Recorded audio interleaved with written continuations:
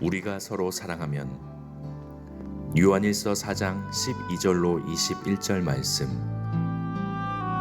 어느 때나 하나님을 본 사람이 없으되 만일 우리가 서로 사랑하면 하나님이 우리 안에 거하시고 그의 사랑이 우리 안에 온전히 이루어지느니라. 그의 성령을 우리에게 주심으로 우리가 그 안에 거하고 그가 우리 안에 거하시는 줄을 아느니라.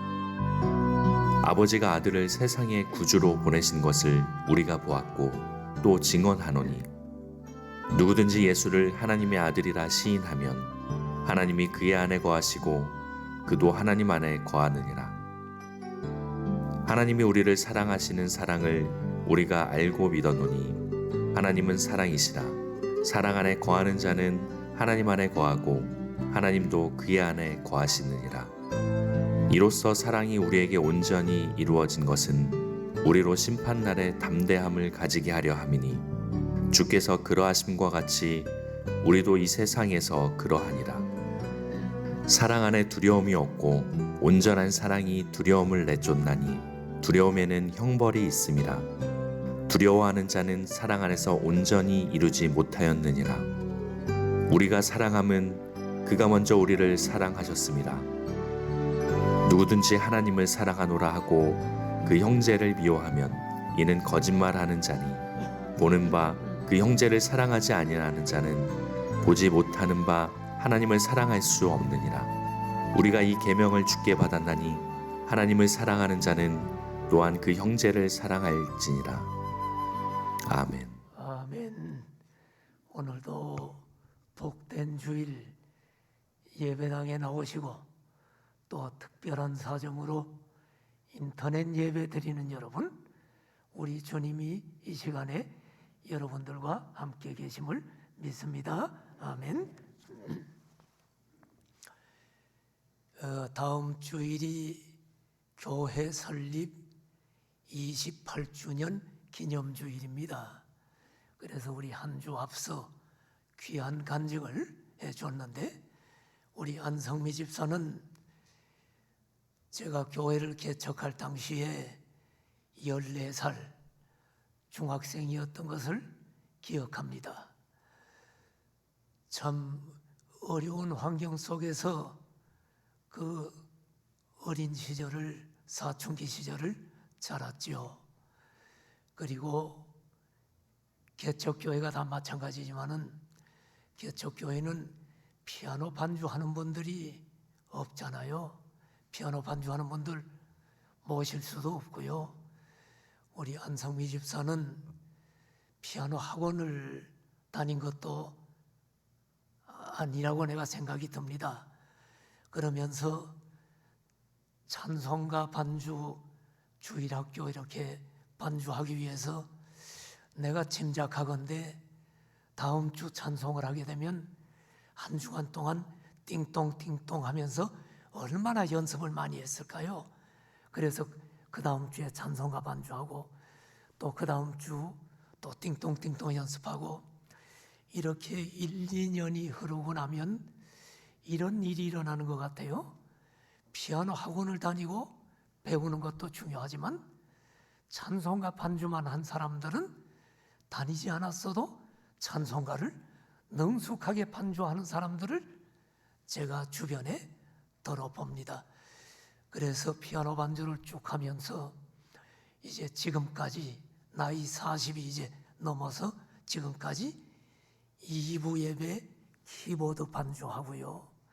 새벽 기도 때 반주자가 절대적으로 부족한데 그 한 부분을 맡아서 새벽에 반주하고 하는 모습을 보며 참 하나님 앞에 참 얼마나 감사가 넘치는지 모르겠습니다.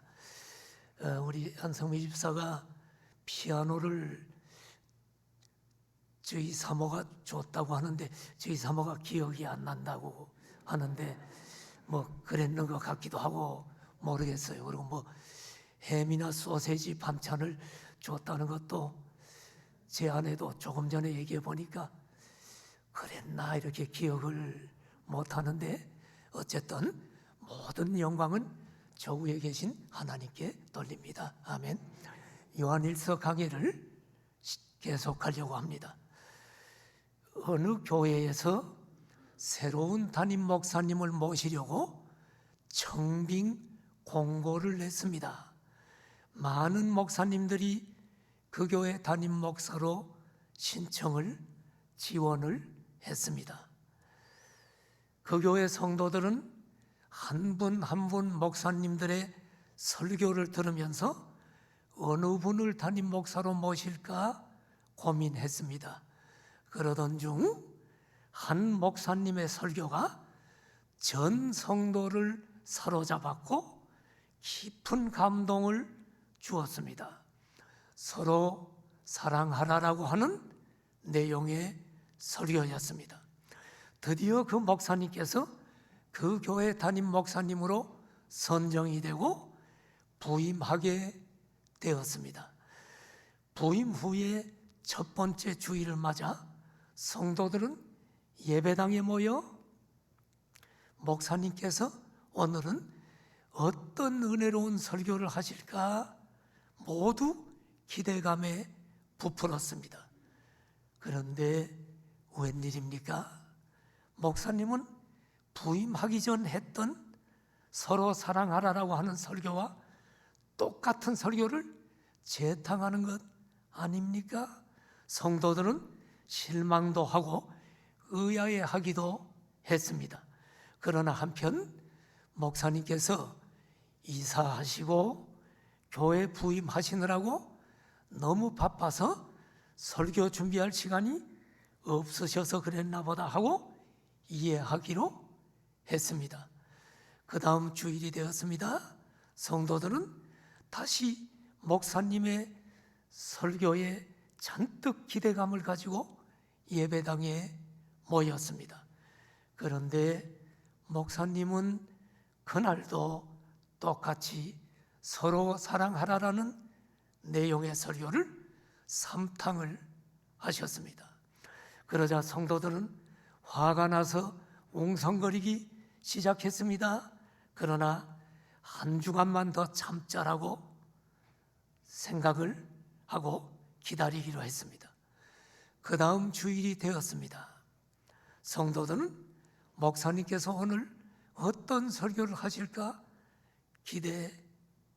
기대했습니다. 궁금했습니다. 그런데 세 번째 주일 역시 똑같은 내용의 서로 사랑하라라는 내용을 네 번째 하셨습니다. 여기저기서 성도들의 불평소리가 납니다. 목사님 치매 걸린 거 아니야? 볼멘 소리가 터져 나옵니다.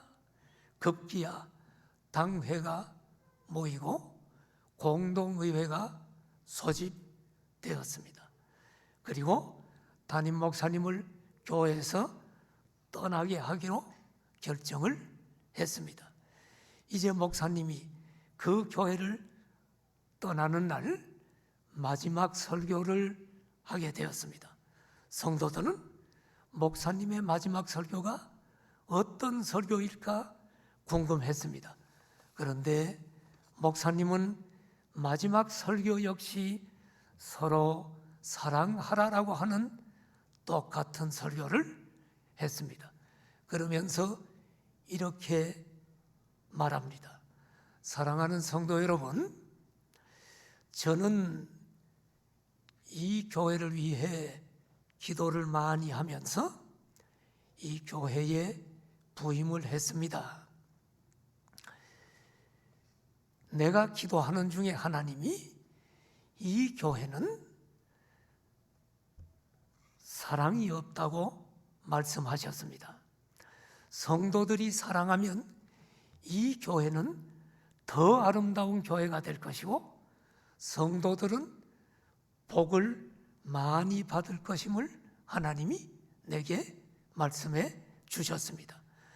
그래서 제가 서로 사랑하라고 말씀을 전했는데 여러분들은 제 설교에 감동을 받았다고 말하면서 한 주가 지나도 전혀 사랑하지 않고 미워하고 시기하는 모습 그대로였습니다. 그래서 저는 또 서로 사랑하라라고 설교했는데 그 다음 주도 여러분은 전혀 변화되지 않았습니다. 이제 제가 이 교회를 떠납니다. 여러분 서로 사랑하십시오. 이 말을 이 부족한 목사의 말로 듣지 말고 하나님의 음성으로 듣고 사랑하면 여러분의 교회가, 여러분의 가정이, 여러분의 자녀가 하나님의 큰 복을 받을 것입니다. 이 목사님의 마지막 말씀을 듣고 성도들은 울면서 목사님 잘못했습니다. 우리는 목사님께서 설교 준비를 안 하신 줄 알고 치매 걸리신 줄 알고 오해했습니다. 목사님 말씀이 맞습니다. 우리는 서로 미워하는 사람들이 많은 교회입니다. 이제 사랑하겠습니다. 목사님 떠나지 마시고 우리 교회 계속 남아 주십시오. 그래서 그 목사님은 그 교회에 남게 되었고 그 다음 주 설교는 다른 제목으로 바뀌게 되었다는 이야기입니다. 이것이 실제 어느 교회를 얘기하는지는 내가 알지 못하겠습니다만은 제가 오래전에 들은 이야기를 기억을 더듬어 제가 지금 정리해 본 것입니다. 사도 요한은 요한 일서를 통해 반복적으로 믿는 성도들 간에 서로 사랑하라라고 권면합니다. 요한일서 2장에서도 형제를 사랑하라, 요한일서 3장에서도 형제를 사랑하라, 요한일서 4장에서도 지금 긴 구절을 가지고 형제를 사랑하라. 그래서 지난주 설교 요한일서 4장 7절에서 11절까지 본문으로 우리가 서로 사랑하자라는 제목으로 하나님의 말씀을 전했습니다. 한 주 지나니까 다 잊어버리셨을 텐데 다 얘기할 수는 없고 지난주 우리가 서로 사랑하자 대지만 좀 얘기할게요. 우리가 왜 사랑해야 합니까? 첫째로 사랑은 하나님의 본질적 속성이기 때문입니다. 왜 사랑해야 합니까? 두 번째, 사랑은 거듭남의 증거이기 때문에 사랑하라. 세 번째, 왜 사랑해야 합니까? 하나님께서 우리를 위해 독생자 예수 그리스도를 제물로 내어주셨기 때문이다. 지난주 설교 제목은 우리가 서로 사랑하자. 지난주 본문에 이어서 이제 오늘 12절부터 계속됩니다마는 오늘은 4장 12절부터 21절까지 마지막까지 본문으로 우리가 서로 사랑하면 이라는 제목으로 말씀을 나누려고 합니다. 우리가 서로 사랑하면 어떤 일이 일어날까요? 두 가지 일이 일어나는데 요한일서 4장 12절에 보면 어느 때나 하나님을 본 사람이 없으되 만일 우리가 서로 사랑하면 첫 번째 어떤 일이 일어나요? 하나님이 우리 안에 거하시는 일이 일어난대요. 두 번째 어떤 일이 일어나요? 하나님의 사랑이 우리 안에 온전히 이루어진대요. 자, 오늘 설교할 대지를 미리 다 얘기했습니다. 이 두 가지 가지고 얘기를 할 것입니다. 자, 우리가 서로 사랑하면 어떤 일이 일어나는가? 첫째, 하나님께서 우리 안에 거하신다. 우리가 서로 사랑하면 굉장한 일이 일어나요, 여러분. 하나님께서 우리 안에 거하신다고 성경은 이야기합니다. 자, 다시 한번 요한일서 4장 12절을 봐요. 어느 때나 하나님을 본 사람이 없으되 만일 우리가 서로 사랑하면 하나님이 우리 안에 거하시고. 하나님 본 사람 없죠. 하나님은 물질적 형체를 가진 분이 아니고 영이시기 때문에 우리 육신의 눈으로는 볼 수가 없어요. 그러나 우리가 믿음의 형제 자매를 사랑하면 하나님께서 우리 안에 거하신대요. 오늘 성경 본문을 보면 하나님이 우리 안에 거하신다는 말이 나오죠. 그런데 오늘 성경 본문 쭉 읽어드렸는데 그 짧은 본문에 보면 하나님이 우리 안에 거한다는 말이 4번이나 나와. 자, 12절에 한 번 나왔죠. 그다음 13절에 보니까 우리가 그 안에 거하고 그가 우리 안에 거하시는 줄을 아느니라. 2번 나왔죠. 15절에 15절에도 보니까 하나님이 그의 안에 거하시고 그도 하나님 안에 거하느니라. 지금 거한다는 말이 3번 나왔죠. 또 16절에 또 나와요. 4번째, 하나님 안에 거하고 하나님도 그의 안에 거하느니라. 우리가 하나님 안에 거하고 하나님도 우리 안에 거한다는 말은 다른 말로 하면 하나님과 영적인 교제가 이루어진다는 말입니다. 내 안에 있는 하나님과 같이 하나가 돼서 교제가 이루어진다는 말이에요. 여러분, 우리가 뭔데 감히 천지를 창조하시고 만물을 다스리시는 하나님과 함께 살면서 교제한다? 이게 상상할 수나 있는 일입니까? 어떻게 이런 일이 가능합니까? 이것이 가능한 이유가 뭐요? 그 비밀은 내가 하나님을 사랑하는 그 사랑으로 믿음의 형제 자매를 사랑할 때 하나님과의 교제가 이루어진다는 말입니다. 어떤 사람 보면 기도도 열심히 하고 성경도 많이 읽고 교회 봉사도 많이 하는데 인간관계가 잘못돼서 욕먹는 사람이 있어요.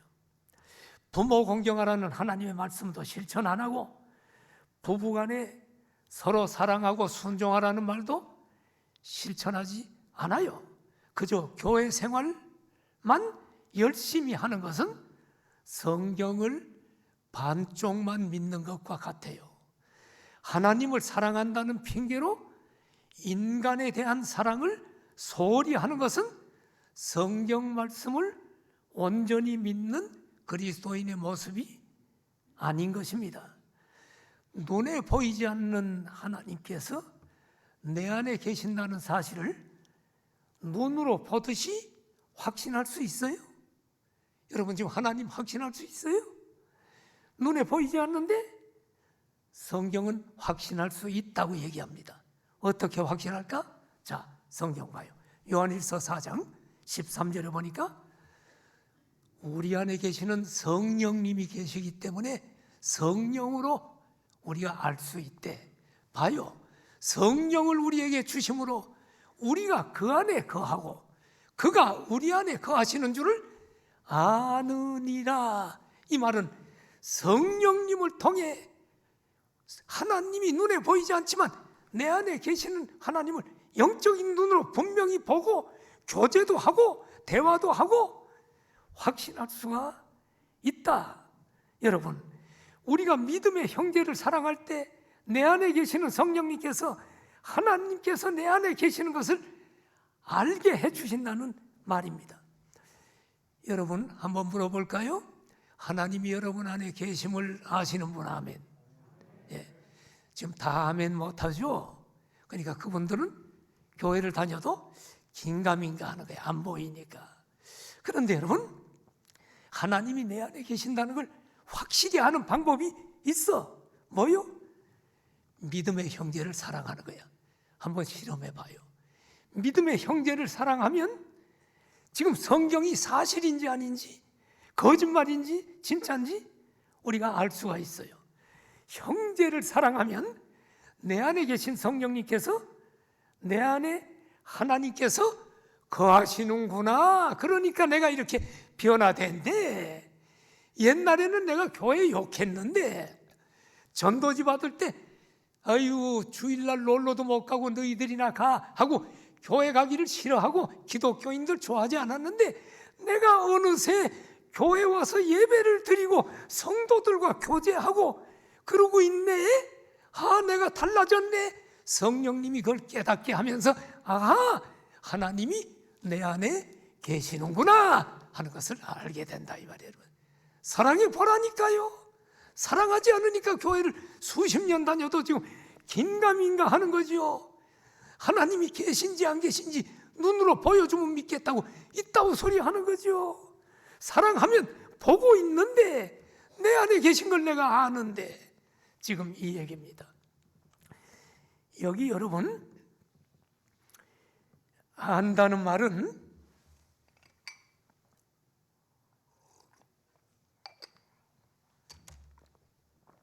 아는이라고 하는 말, 안다는 말은 지식적으로 막연히 안다는 말이 아니에요. 원어의 뜻이 경험적으로, 체험적으로 안다는 말입니다. 이렇게 경험적으로, 체험적으로 아는 사람은 형식적인 신앙이 아니고 살아있는 체험적인 신앙을 갖게 돼요. 역동적인 신앙생활을 하게 되는 거예요. 이렇게 하나님과의 영적인 교제가 믿음의 형제를 사랑할 때 이루어진다. 우리가 서로 사랑하면 보이지 않는 하나님께서 나와 함께 하신 계심이 체험되기 때문에 이제는 보여줘야 믿는다는 소리 안 해. 내가 보고 있는 거야. 서로 여러분 사랑하면 하나님이 보이는 거야. 그리고 믿어지는 거야. 확신이 되는 거야. 여러분, 한 사람이 예수님 믿기 전에 예수님 믿고 구원받은 후에 하나님과의 영적인 교제를 체험하기까지의 과정을 한번 좀 살펴봅시다. 이게 지금 성경에 나와 14절부터 16절이 믿지 않는 사람이 예수 믿고 영적인 교제를 하는 과정까지 가고 짧은 절에 나오는데 한번 살펴봐요. 4장 14절에 보면, 자, 아버지가 아들을 세상의 구주로 보내신 것을 우리가 보았고 또 증언하노니. 지금 사도 요한이 하는 말입니다. 사도는 예수님을 3년간 따라다니면서 봤죠? 죽으시고 부활하신 것도 봤죠? 그리고 증언하죠? 지금 사도 요한이 그 얘기입니다. 아들을 세상의 구주로 보내신 것을 우리가 봤다. 여러분, 아들을, 하나님이 아들을 보냈다. 자, 이 말이 뭡니까? 우리는 여러분 사도들을 통해 하나님의 아들 예수님께서 이 세상에 오셔서 십자가 지시고 우리 죄를 대속하신 구주라는 것을, 그 증언을 들었어. 사도들로부터. 기독교 복음을 들어야 예수님을 믿는 거예요. 일단 우리가 사도들로부터 예수님이 구주라는 걸, 구세주라는 걸 들었어요. 이 복음을 듣고 그 다음 15절에 어떤 일이 일어나요? 누구든지 예수를 하나님의 아들이라 시인하면 하나님이 그의 안에 거하시고 그도 하나님 안에 거하느니라. 우리는 여러분 예수님이 구세주라고 하는 복음을 듣고 예수님을 영접하고 아들이라고 시인을 했어요. 예수님께서 하나님의 아들, 신성을 가지신 하나님의 아들로서 이 땅에 오셔서 인간의 몸으로 오셔서 십자가 죽으시고 부활하시고 하늘로 승천하신 구세주임을 듣고 마음으로 믿고 입으로 공적으로 시인했어요. 시인하면 어떤 일이 일어나요? 그때 성령님이 우리 안에 들어오고 하나님이 우리 안에 거하셔요. 그런데 이 거하시는 것이 확실시 확신되고 교제가 언제 이루어지냐면 고담 16절이야. 고담 16절에 보니까 하나님이 우리를 사랑하시는 사랑을 우리가 알고 믿었노니. 그렇죠? 우리는 여러분 하나님이 우리를 사랑해서 독생자를 십자가 내주시고 제물로 내주시고 그분 때문에 죄 용서받고 구원받았던 이 사랑을 우리가 알고 지금 믿었어요. 그럼 믿은 걸로 끝나는 것이 아니고 하나님은 사랑이신데 사랑 안에 거하는 자는 하나님 안에 거하고 하나님도 그의 안에 거하시느니라. 믿는 예수님, 그 다음에 우리는 그 사랑을 듣고 믿고 사랑 안에 거하는데, 사랑 안에 거한다는 말은 뭐냐면 사랑을 실천하는 자라는 말이야. 사랑 안에 거한다는 것은 형제 사랑을 실천하는 거야. 하나님이 우리를 사랑했다는 것을 아는 사람들마다 형제를 사랑하게 돼 있어요. 그 사랑을 실천하는 자는 어떤 일이 일어나느냐? 오늘 성경에 보니까 실천하는 자는, 여러분, 내가 하나님 그 아들 예수님을 믿고 그 형제 사랑을 실천하는 자는, 그때 우리는 하나님과 영적인 교제가 일어나는데, 우리 안에 계시는 성령님께서 내가 하나님 안에 거하고 하나님께서도 내 안에 거한다는 것을 확신하게 알게끔 해준다. 언제? 사랑 안에 거하는 자, 형제를 사랑하는 걸 실천하는 자. 성도 여러분, 형제를 사랑하는 일을 실천해 보십시오. 그러면 구원이 안 흔들리게 돼 있어. 여러분, 사랑하시는 성산의 가족 여러분, 믿음의 형제 자매를 귀히 여기고 사랑하십시오. 우리가 서로 사랑하면 우리 안에 하나님께서 거하심을 확신하게 될 것입니다. 자, 우리가 서로 사랑하면 어떤 일이 일어나는가? 두 번째, 하나님의 사랑이 우리 안에서 온전히 이루어집니다. 다시 한번 요한일서 4장 12절 봅시다. 오늘 이 본문을 여러 번 보지요. 자, 4장 12절에 보니까 어느 때나 하나님을 본 사람이 없지만 우리가 사랑하면 어떤 일이 일어나요? 첫째로 하나님이 우리 안에 거하시고, 두 번째로 어떤 일이 일어나요? 하나님의 사랑이 우리 안에 온전히 이루어진다. 우리가 보이지 않는 하나님을 사랑하는 방법이 보이는 하나님의 자녀를 사랑하는 것입니다. 그렇게 할 때 하나님을 온전히 사랑할 수가 있습니다. 하나님에 대한 사랑으로 형제를 사랑할 때 하나님께 대한 사랑이 완성된다는 말입니다. 이것이 온전히 이루어진다는 말입니다. 우리가 서로 사랑하면 하나님의 사랑이 우리 안에 온전히 이루어진다. 자, 이 12절에 하나님의 사랑이 온전히 이루어진다는 내용을 어디서 설명하고 있느냐? 4장 17절, 18절에 구체적으로 설명하고 있어요. 자, 4장 17절 봅시다. 이로써 사랑이 우리에게 온전히 이루어졌다. 그럼 이로써가 뭔가를 알아야죠? 이로써는 문장 앞에를 봐야지. 이로써가 뭐예요? 지금까지 얘기한 것을 이로써라고 하는 거야. 이로써라는 게 뭐예요? 우리가 하나님의 사랑을 받은 자로서 그 하나님의 사랑으로 형제를 사랑함으로써, 형제를 사랑함으로써 사랑이 우리에게 완성이 된다.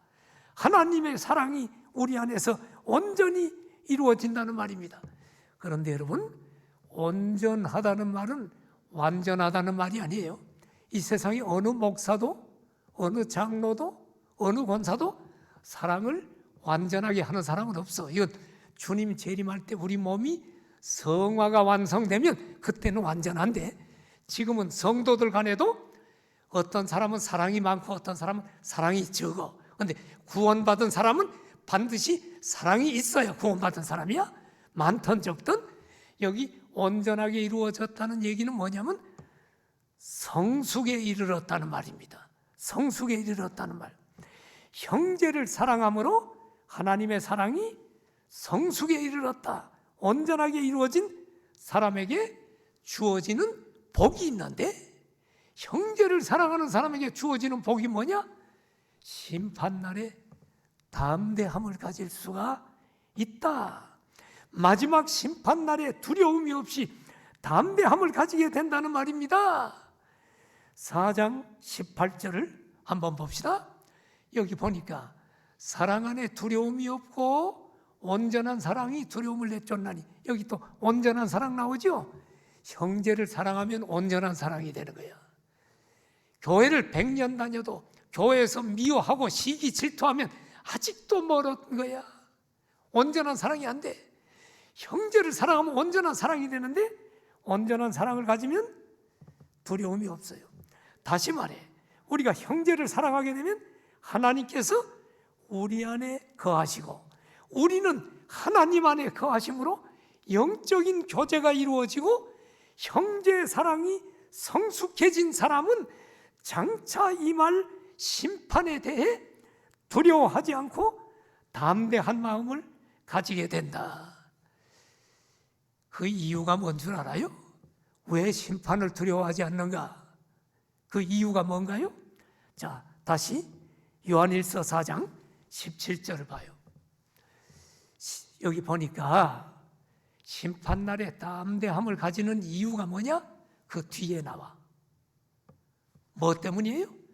주께서 그러하신 것 같이 우리도 이 세상에서 그러하니라. 이것 때문에 담대함을 가진 이 말이 뭔가? 주께서 그러하시면 뭐고? 우리도 이 세상에서 그러하다는 게 뭔가? 우리가 심판날에 담대함을 가지는 이유가 뭐냐? 주께서 그러하신 것 같이 우리도 이 세상에서 그러하기 때문에. 무슨 말이에요? 하나님은 독생자까지 내어주시기까지 사랑하셨어. 예수님은 자기 몸을 십자가에 다 물과 피를 흘리고 사랑하셨어.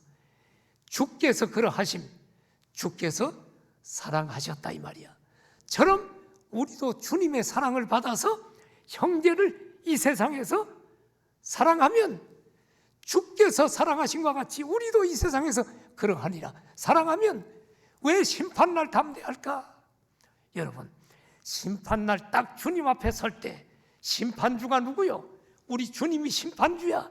그때 우리는 주님을 얼굴과 얼굴로 볼 겁니다. 그때 보니까 주님을 딱 보니까 주님하고 닮았네. 뭐가 닮았어? 주님도 사랑, 나도 형제 사랑. 그러니까 두려워할 일이 없는 거야. 닮았으니까. 그런데 믿지 않는 사람들은 여러분, 주님 심판대 앞에 서는 날 어때요? 믿지 않는 자들은 전부 마귀에게 속했잖아요. 주님을 딱 보니까 너무 다르네. 공포에 떨게 돼 있는 거예요. 바로 여러분, 심판날에 담대하고 두려워하지 않는 이유는 주께서 그러하신 것 같이 우리도 이 세상에서 형제를 사랑함으로 주님을 닮았기 때문에 심판날 담대할 수 있다. 이해가 됩니까? 아멘입니까?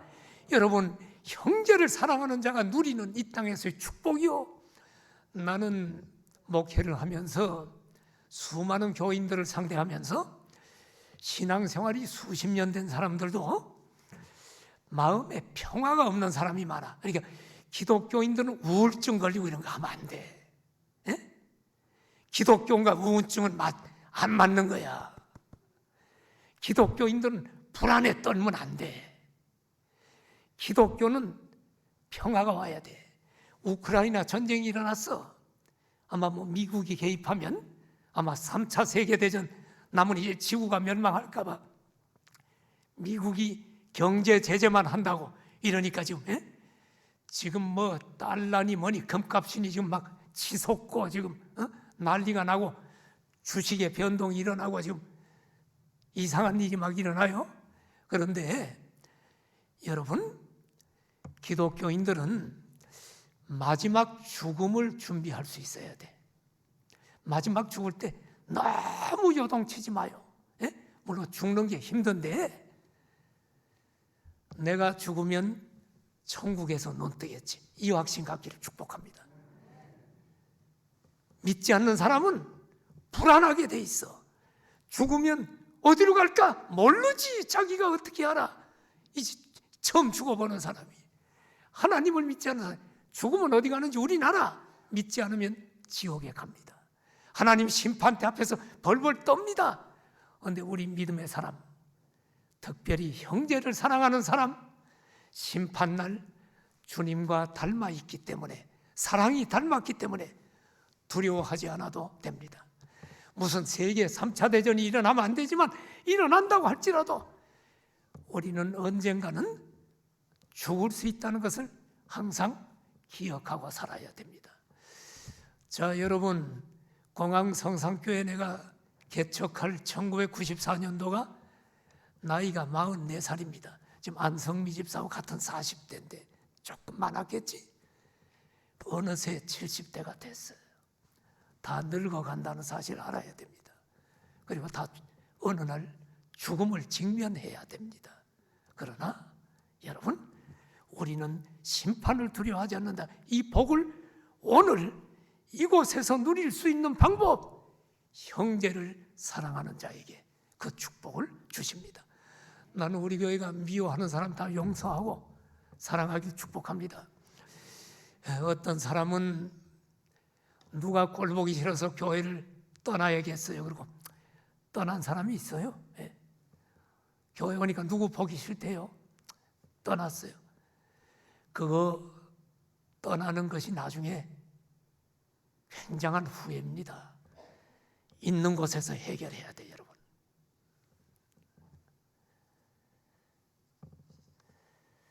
사랑을 행하지 않는 자는 하나님 안에 거하지 않고 그의 안에 하나님이 계시지 않기 때문에 마지막 날 심판받고 결국 그는 이 세상에서도 심판의 형벌 때문에 두려워하게 됩니다. 여러분, 우리가 서로 사랑하면 하나님의 사랑이 우리 안에서 온전히 이루어진다. 결과적으로 마지막 심판날에 대한 두려움 없이 담대함을 가지게 된다. 자, 오늘 말씀을 잠깐 정리해 볼까요? 사도 요한은 우리가 서로 사랑하면 어떤 일이 일어나는가? 두 가지 얘기했어요. 첫째는 뭐요? 하나님이 우리 안에 거하신다. 즉 하나님과 영적인 교제가 이루어진다. 두 번째, 하나님의 사랑이 우리 안에서 온전히 이루어진다. 그 결과로 심판날에 대한 두려움이 없이 담대함을 가지게 되는 복을 누린다. 여기까지 말씀했어요. 18절까지예요. 그러면서 사도 요한은 오늘 결론적으로 이제 다시 한번 사랑을 권면하는데, 결론적으로 지금까지 얘기한 사랑에 대한 요약을 하고 마지막 권면을 합니다. 그게 19, 20, 21절입니다. 이 세 구절에 세 가지 내용이 있습니다. 첫째는 하나님께서 먼저 우리를 사랑하셨다. 이것이 요약입니다. 이미 얘기했죠? 앞서 얘기했죠? 독생자를 십자가에 내주셨다. 사랑에 대한 요약. 19절 봐요. 여기 보니까 우리가 사랑하는 것은 우리가 먼저 사랑한 게 아니고 하나님이 먼저 우리를 사랑하셨어. 사랑은 하나님께로부터 출발해서 우리를 사랑한 거야. 이 내용을 요약했죠. 두 번째 사랑에 대한 요약은 보이는 형제를 사랑하지 않으면서 보이지 않는 하나님을 사랑할 수 없다. 20절입니다. 여기 보니까 보는 바 형제를 사랑하지 아니하는 자는 보지 못하는 바 하나님을 사랑할 수 없다. 그렇죠. 눈에 안 보이잖아요. 하나님 이미 얘기했죠. 요약해서. 그러면서 세 번째로 이제 사랑을 권면하는데, 주께서 주신 명령이므로 하나님 사랑하는 자는 형제를 사랑해라. 요한일서 4장 마지막 21절. 여기 보니까 우리가 이 계명을 주께 받았나니, 그렇죠. 주님이 새 계명을 주노니 서로 사랑하라. 주님이 분명히 계명을 줬잖아요. 이 계명을 받았나니 하나님을 사랑하는 자는 또한 그 형제를 사랑할지니라. 하나님을 참으로 사랑하는가의 여부는 신자가 믿음의 형제를 사랑하고 있는가의 여부로 증명됩니다. 하나님께서는 우리의 형제 사랑을 하나님께 대한 사랑의 증거로 간주하십니다. 신앙과 삶은 별개의 것이 아닙니다. 신앙이 있는가? 그렇다면 그 신앙을 삶을 통해 증명되어야만 합니다. 하나님을 사랑하는 자는 그 사랑이 인간관계에서 나타나야만 합니다. 사랑하시는 여러분, 구원받은 우리는 하나님의 사랑으로 믿음의 형제 자매를 사랑함으로 하나님께서 우리 안에 거하심을 확신하는 신앙 갖기를 축원합니다. 또 하나님의 사랑이 우리에게 온전히 이루어짐으로 마지막 심판날에 대한 두려움이 없이 담대한 믿음의 복을 누리시기를 축원합니다. 고개 숙여 기도합시다. 성도 여러분, 믿음의 형제 자매를 사랑하면 하나님이 우리 안에 거하신대요.